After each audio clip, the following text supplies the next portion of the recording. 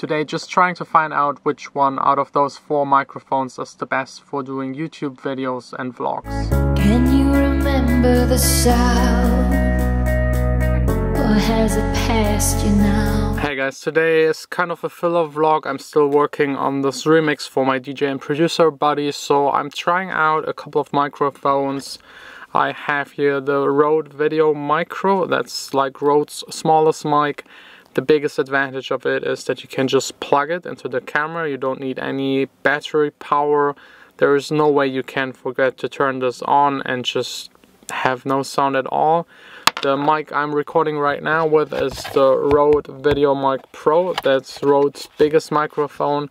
It needs a battery, you have to turn it on, and if you forget to do that, you don't have any sound at all, which isn't that much trouble to go through if you're doing normal videos, but I'm doing a daily vlog, and every time I have to turn on the camera, I also have to turn on the mic, and there's a really high chance I will just forget it and then I will have no sound at all. That was the main reason for going for this mic.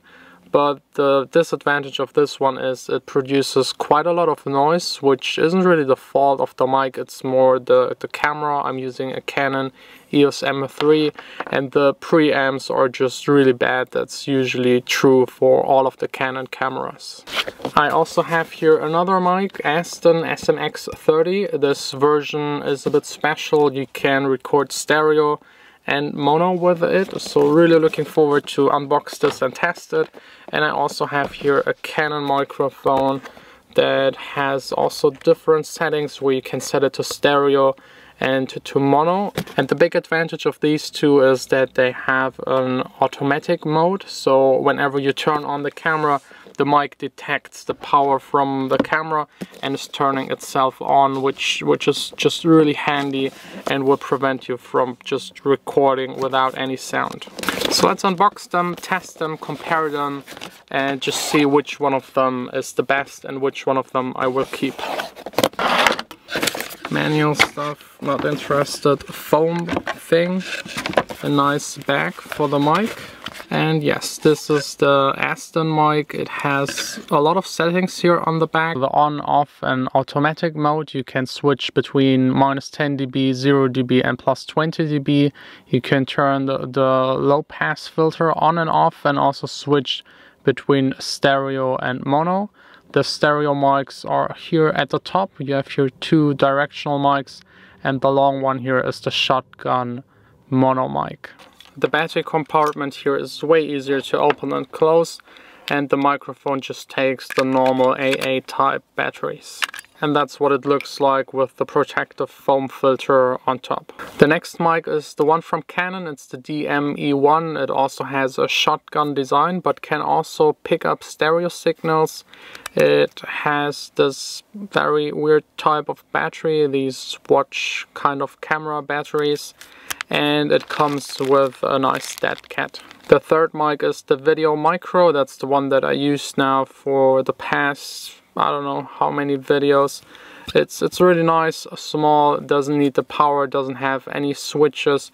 You just plug it in and it works. I really like that you can actually remove the cable and just replace it. It's the only one out of all of these 4 mics that can do that. The last microphone is the one that I used up until now to record this video. It's the Rode Video Mic Pro. It uses one of these batteries. I'm not even trying to get it out of here. The battery compartment is really a design flaw. Here on the back you got the off, on and low pass switch, and you can choose between -10, 0 and +20 dB. So these are the 4 mics. I'm right now using the internal one from the camera, which is just extremely bad. You should never ever use it. Sound is definitely more important than having a nice picture quality. So let's go through all of the mics really quick and let me tell you the advantages and disadvantages that I see. The Azden is right around 300 euros. I really like that it's kind of 2 mics built into one. It's versatile. You have the automatic mode and the +20 dB. This nice shock absorbing mount, which is definitely useful to avoid any mic rumble while moving the camera around. The Rode Video Mic Pro is very similar. It just doesn't have the stereo mic built in. It also has this shock mount and just costs half of it. It's right around 150 euros. The micro is the smallest, the lightest, doesn't have any settings. It's very straightforward. That's what I love about it. It just doesn't really go well with every kind of camera. If the preamps are bad, you can't use it. It just doesn't produce enough gain to work with preamps that are just bad. And the Canon one doesn't really have a shock mount, just a little tiny bit. I'm not really sure if this will prevent any of the mic rumble. The design is really something I have never seen. It's still a shotgun design, but you can switch between 90 and 100 degree of stereo.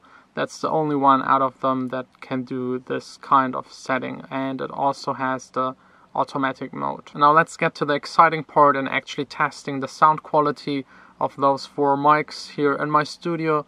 This room is acoustically treated, there's almost no reverb, so perfect conditions to see what these mics have to offer. That's now the Canon microphone, where I'm really curious to know what it's sounding like. It's by far the most expensive one, with over 300 euro.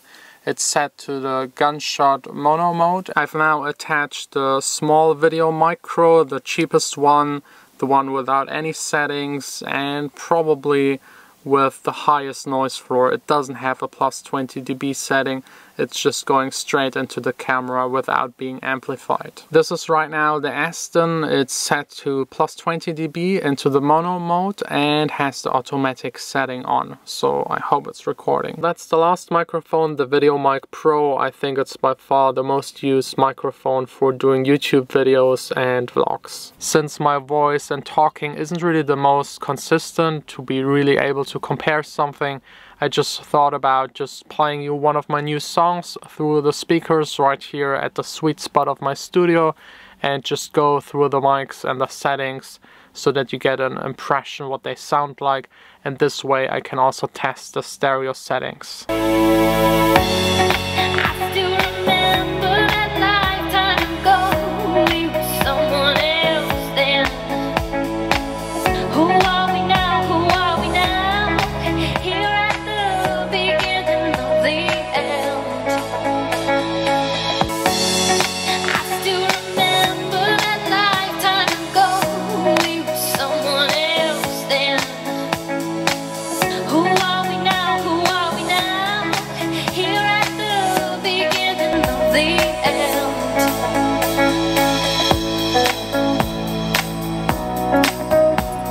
I listened really quick to all of the mics here on my speakers, and I have to say the Canon one is definitely going back.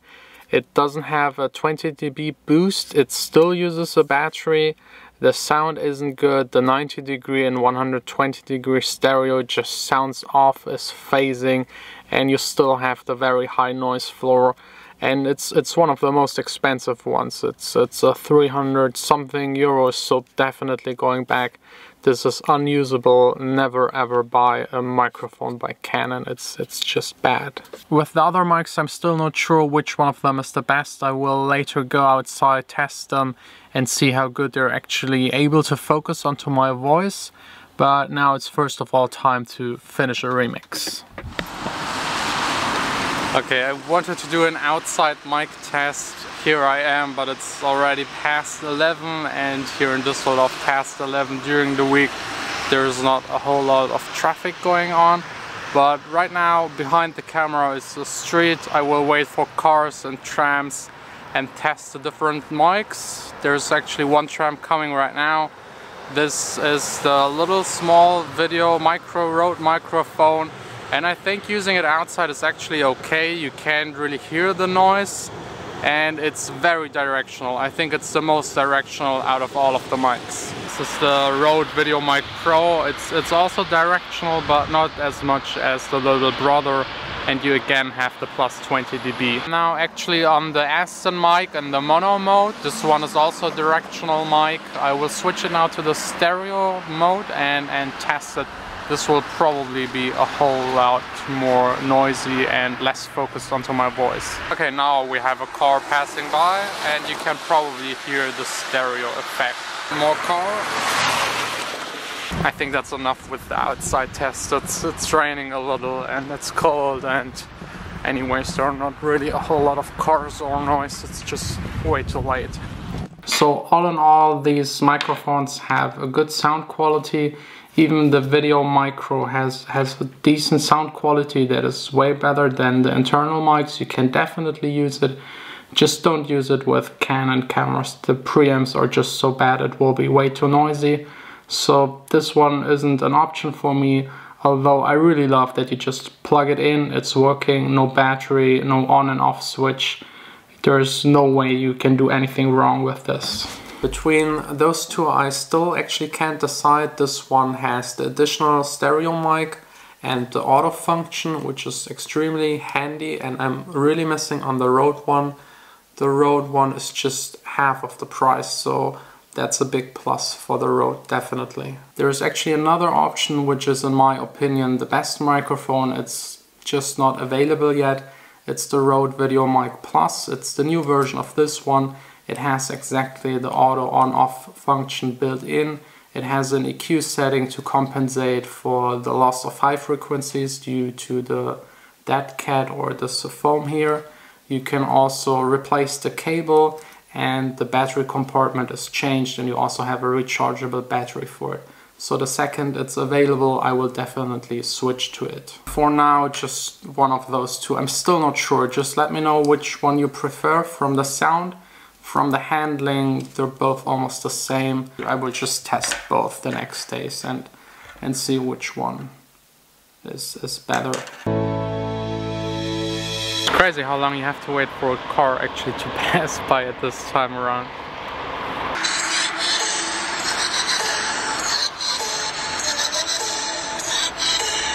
Listening to more of your remixes.